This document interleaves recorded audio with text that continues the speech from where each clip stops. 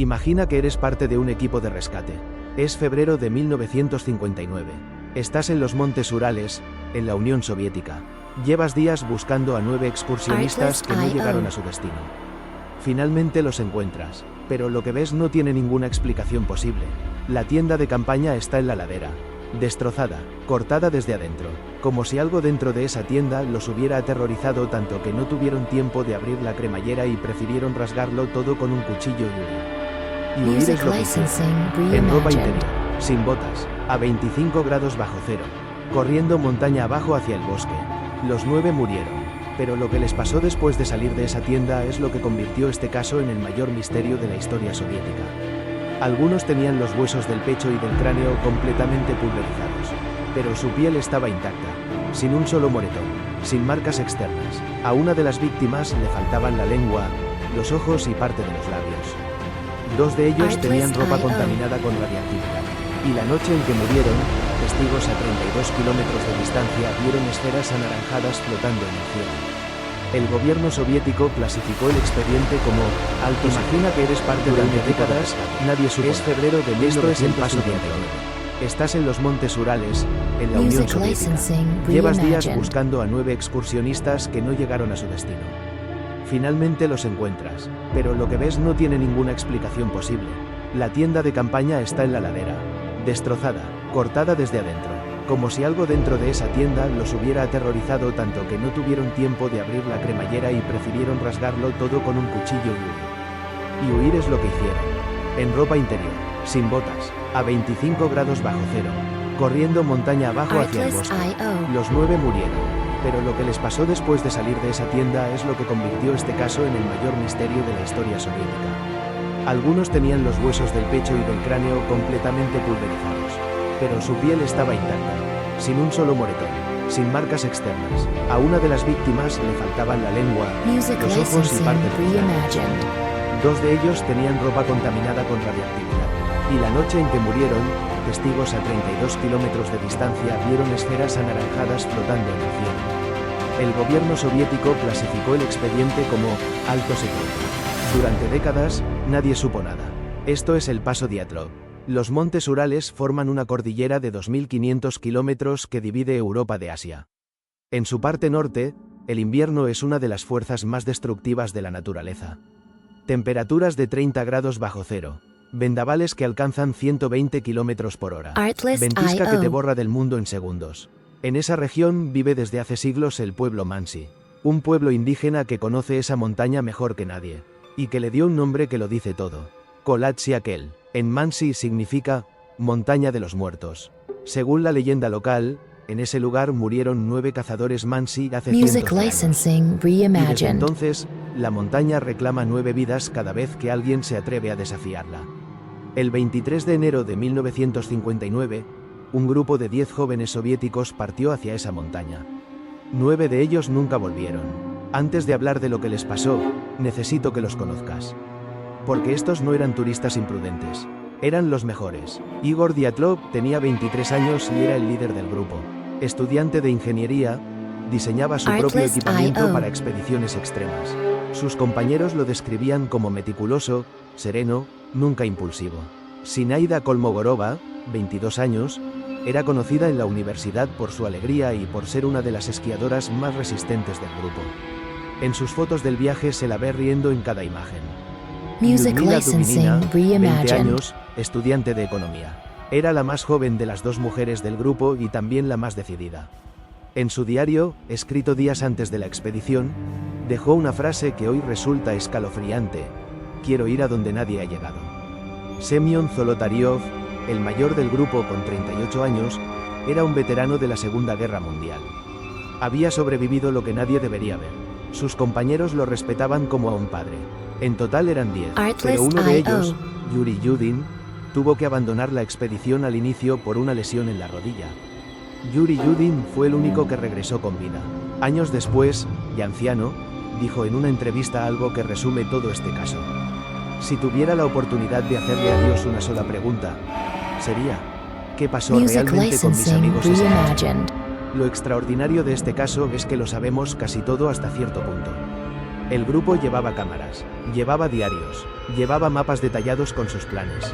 El 27 de enero de 1959 partieron en tren desde Ekaterimburgo. Sus diarios y fotografías muestran un grupo de jóvenes felices, con energía, con ganas. Bromas en el tren, canciones al llegar al pueblo de Visay, fotos grupales en la nieve. El 28 de enero comenzaron a caminar hacia la montaña. Los primeros días fueron duros pero rutinarios. El frío era intenso, el terreno, exigente, pero ellos estaban entrenados para esto. El 31 de enero acamparon al pie del paso. Al día siguiente comenzarían el ascenso final. El 1 de febrero de 1959. Ese es el último día del que tenemos registro claro. Las cámaras capturaron imágenes del grupo montando la tienda en la ladera de la montaña de los muertos. Estaban en buen estado, bien equipados, con experiencia, con plan. Esa noche, algo pasó. Algo tan aterrador que 9 personas entrenadas para sobrevivir en las condiciones más extremas del planeta tomaron la peor decisión posible. Salir de su tienda en ropa interior a 25 grados bajo cero y correr hacia el bosque. No se sabe qué fue. Eso es todo lo que sabemos con certeza. El grupo debía llegar a su destino el 12 de febrero. Cuando no dieron señales, nadie se alarmó de inmediato. Las expediciones a veces se retrasan. El terreno puede ser impredecible. Pero cuando el 20 de febrero seguía sin haber noticias, la universidad envió un primer equipo de búsqueda. Luego otro, luego el ejército soviético. El 26 de febrero de 1959, los rescatistas encontraron la tienda. Estaba semisepultada en la nieve, deformada y cortada desde adentro. Un corte deliberado, hecho con un cuchillo o con algo afilado, desde el interior, como si alguien hubiera necesitado salir en segundos y no hubiera podido, o no hubiera querido. Dentro encontraron todas las botas, todos los abrigos, toda la ropa de abrigo, el dinero, el equipamiento, la comida. Nadie abandona voluntariamente su ropa en el Ártico. Siguiendo las huellas en la nieve cuesta abajo, encontraron los primeros 2 cuerpos a 1500 metros de la tienda, al pie de un gran pico. Estaban en ropa interior, descalzos, sus pies habían intentado hacer fuego con las ramas del árbol. Las ramas superiores estaban rotas hasta una altura de 5 metros. Habían trepado al árbol para ver algo. Para ver que, en los días siguientes encontraron 3 cuerpos más en la ladera, entre la tienda y el árbol. Parecían haber muerto intentando regresar a la tienda. Sinaida Kolmogorova, la chica alegre de las fotos, fue encontrada en posición fetal, con la cara hundida en la nieve, a 630 metros de la tienda. Sola, los 4 cuerpos restantes tardaron más en aparecer. Los encontraron en mayo, cuando el deshielo liberó la nieve de un barranco a 75 metros del Gran Pino. Y lo que encontraron en esos 4 cuerpos es lo que convirtió este caso en algo que la ciencia todavía no puede explicar completamente. Los primeros 5 cuerpos habían muerto de hipotermia. Era brutal, era trágico, pero era explicable. Salir semidesnudo a esas temperaturas mata en minutos. Pero los 4 del barranco eran otra historia. Nicolás Tibeaus Briñoyel tenía el cráneo fracturado, completamente aplastado. Lyudmila Dubinina y Semyon Zolotariov tenían múltiples costillas fracturadas. Pero no cualquier fractura. Los forenses describieron la fuerza necesaria para producir esas roturas como comparable a la de un accidente automovilístico a gran velocidad. Lo que hace esto completamente inexplicable es lo siguiente: su piel estaba intacta, sin moretones, sin laceraciones, sin marcas externas. Sus huesos estaban pulverizados por dentro, pero por fuera parecían intactos. Los forenses soviéticos nunca encontraron una explicación para esto. Una fuerza masiva, interna, que destruye el esqueleto sin dejar huella en la superficie. En medicina forense, ese patrón no tiene nombre porque casi nunca ocurre. Y luego estaba Lyudmila Dubinina. A ella le faltaban la lengua, los globos oculares y parte de los labios. Las autoridades soviéticas lo atribuyeron rápidamente a animales carroñeros, a los depredadores del bosque que habrían actuado sobre el cuerpo durante los meses que estuvo bajo la nieve. Pero hay algo que no encaja. Los forenses notaron que la ausencia de esos tejidos era demasiado precisa, demasiado limpia para ser obra de animales. Y Dubinina fue encontrada en una posición extraña, de rodillas, inclinada hacia adelante, contra una roca, como si estuviera rezando. O como si algo la hubiera dejado así. Además, la ropa de 2 excursionistas, Alexander Kolevatov y Yuri Krivonisenko, mostró niveles detectables de radiactividad en las pruebas forenses. Radiactividad, en 1959, en una montaña remota de los Urales, sin ninguna instalación nuclear en cientos de kilómetros. Aquí es donde el caso se vuelve más oscuro todavía. Lev Ivanov fue el investigador principal del caso en 1959. Un fiscal experimentado, metódico, profesional. Después de meses de investigación, el expediente oficial concluyó que los 9 montañistas murieron por una fuerza natural irresistible. Punto. Caso cerrado. Pero en 1990, 30 años después, Ivanov habló. Dio una entrevista a un periódico soviético y dijo algo que nadie esperaba. Yo sospechaba en ese momento, y estoy casi seguro ahora, de que las esferas brillantes que sobrevolaron la zona esa noche tenían una conexión directa con la muerte del grupo. Y agregó algo aún más perturbador.